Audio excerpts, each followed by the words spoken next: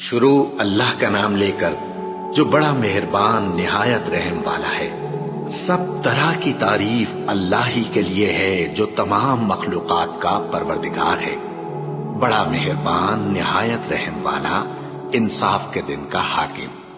اے پروردگار، ہم تیری ہی عبادت کرتے ہیں اور تجھی سے مدد مانگتے ہیں۔ ہم کو سیدھے رستے چلا، ان لوگوں کے رستے جن پر تو اپنا فضل و کرم کرتا رہا، نہ ان کے جن پر غصے ہوتا رہا، اور نہ گمراہوں کے۔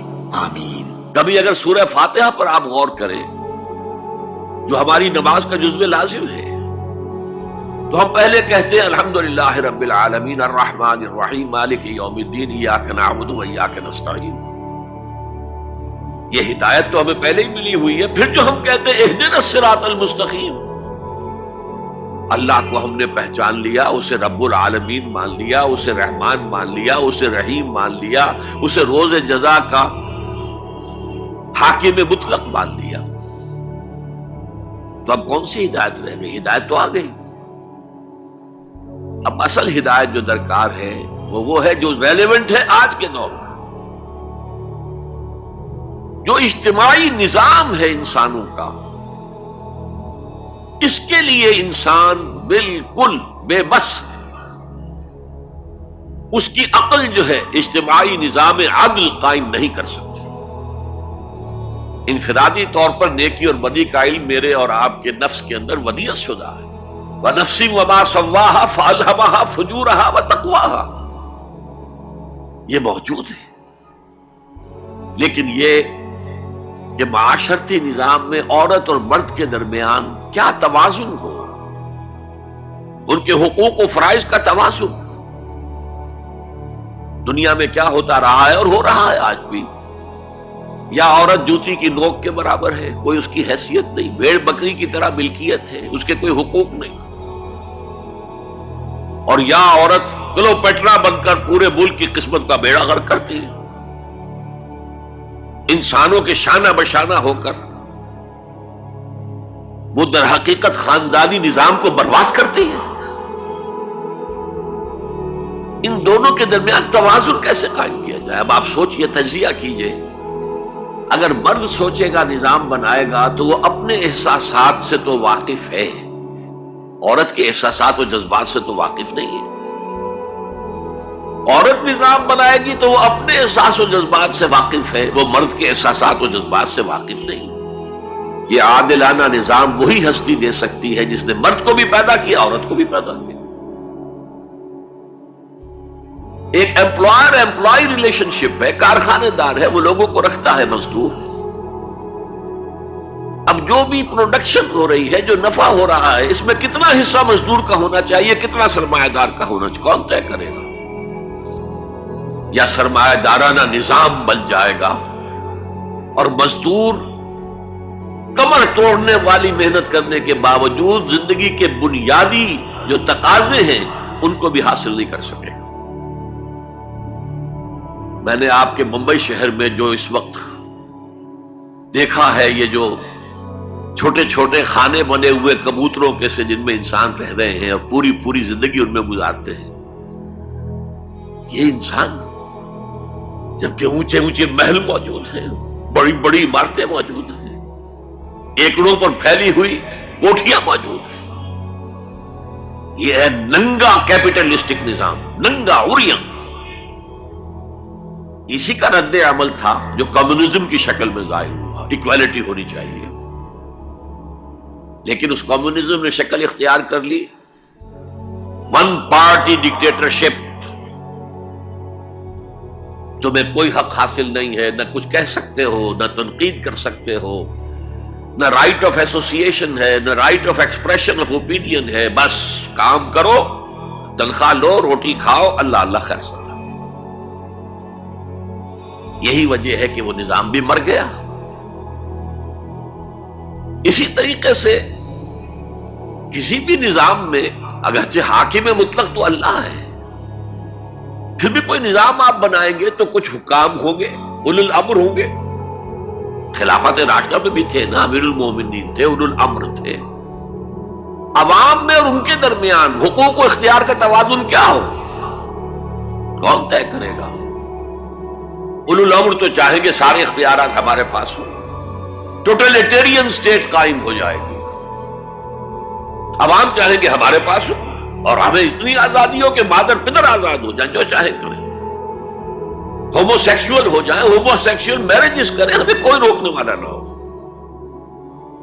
تو میں نے آپ کو بتایا اجتماعی نظام کے یہ تین گوشے ہیں، معاشرتی نظام، معاشی نظام، سیاسی نظام۔ آج کے انسان کی اصل ضرورت یہ ہے، اس لیے کہ اس طرح کا ہمہ گیر نظام اس سے پہلے تھا ہی نہیں، لوگوں کو آزادیاں تھیں۔ آج آپ کا پورا تعلیمی نظام بھی اسی نظام کے تحت ہے۔ آپ کہاں لے جائیں گے اپنے بچوں کو؟ آپ ان کے حوالے کر کے اپنے ہاتھ دھو لیتے ہیں۔ You wash your hands of your children. وہ نظام جو چاہے گا بنا دے گا ان کو۔ گلا تو گھونٹ دیا اہل مدرسہ نے تیرا، کہاں سے آئے صدا لا الہ الا اللہ؟ کیا کریں گے؟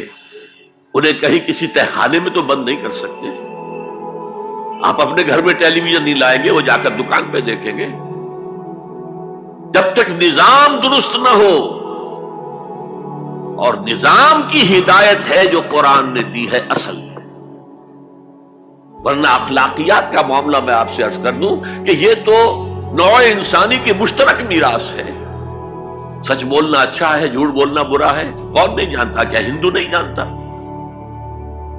کیا بدھ مت کا پیرو نہیں جانتا؟ وعدہ کرنا اچھا ہے، وعدہ خلافی بری ہے، کون نہیں جانتا؟ عیسائی نہیں جانتا، یہودی نہیں جانتا، سب جانتا۔ بیسک ہیومن مورالٹی تو ہمارے اندر ہے، جیسا کہ میں نے آیت آپ کو سنائی، وَنَفْسٍ وَمَا سَوَّاهَا فَأَلْهَمَهَا فُجُورَهَا وَتَقْوَاهَا۔ انسان کا نفس جو اللہ نے پوری طرح تیار کر دیا، نوک پلک سنوار دی، اور اس میں نیکی اور بدی کی تمیز ودیت کر دی۔ لہذا اصل ہدایت ہے آج جس کی ضرورت ہے وہ اجتماعی نظام۔ 2 منٹ اور لے لوں آپ کے۔ 300 سال سے انسان اسی اجتماعی عدل کی تلاش میں ادھر سے ادھر ٹھوکریں کھا رہا ہے۔ کوئی 250 برس سے زیادہ ہو گئے ہیں۔ فرانس میں انقلاب آیا، کیوں آیا؟ یہ بادشاہت، چیمانی ادارت۔ بادشاہ کون ہے؟ وہ بھی انسان ہے، ہم بھی انسان ہیں۔ اسے کیا حق ہے کہ وہ حکومت کرے؟ لہذا انقلاب آیا، سخت خونی انقلاب آیا، لوگوں نے چاہا کہ عدل ہو، لہذا فرینچ ریولوشن آیا۔ لیکن چونکہ وہ ریولوشن یک طرفہ تھا، صرف سیاسی نظام بدلا، معاشی نظام نہیں بدلا، سود موجود رہا، لہذا اس کے بعد کیپٹلزم کی لعنت مسلط ہو گئی۔ پہلے لارڈز اینڈ بیرنز اور بڑے بڑے زمیندار اور جاگیردار سروں پر مسلط تھے، اور اب کارخانے دار اور کیپٹلسٹ مسلط ہو گئے۔ آج کی جمہوریت کیا ہے؟ دس از دی ڈکٹیٹرشپ آف دی کیپٹلسٹ۔ یہ تو اصل میں کیپٹلزم ہے، کیپٹلسٹ کی ڈکٹیٹرشپ ہے جو اس وقت ہو رہی ہے۔ اچھا، اس سے نجات پانے کے لیے چھلانگ لگائی دوسری طرف کمیونزم، تو وہ میں آپ کو بتا چکا ہوں، وہاں انفرادی آزادی ختم ہو گئی، اب وہ بھی مر گیا۔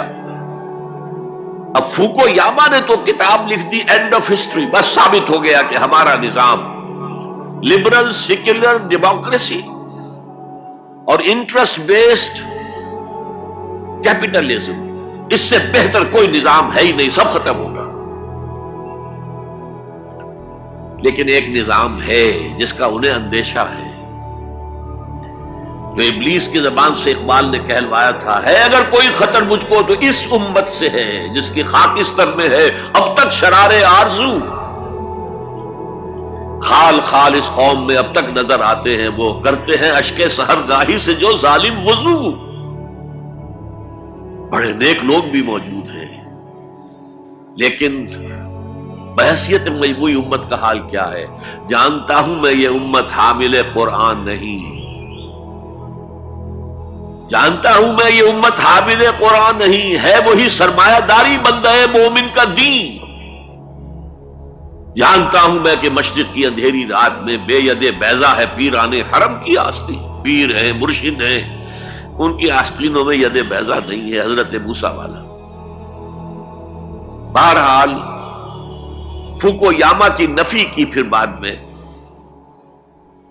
اور کتاب لکھی گئی کلیش آف سیویلائزیشنز، تہذیبوں کا ٹکراؤ ابھی آئے گا.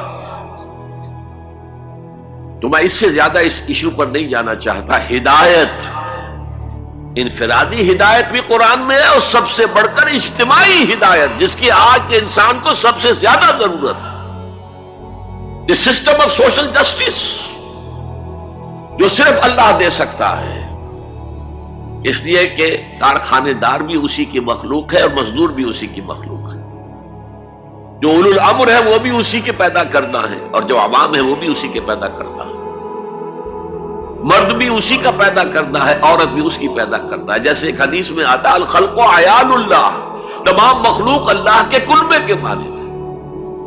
وہ عدل دے گا، وہ سوشل جسٹس دے گا، وہ توازن دے گا آپ کو معاشرتی نظام میں، معاشی نظام میں، سیاسی نظام میں. اس کا نتیجہ چوتھا جو نکلے گا رحمت للمومنین، اب وہ رحمت ہوگی آخرت میں.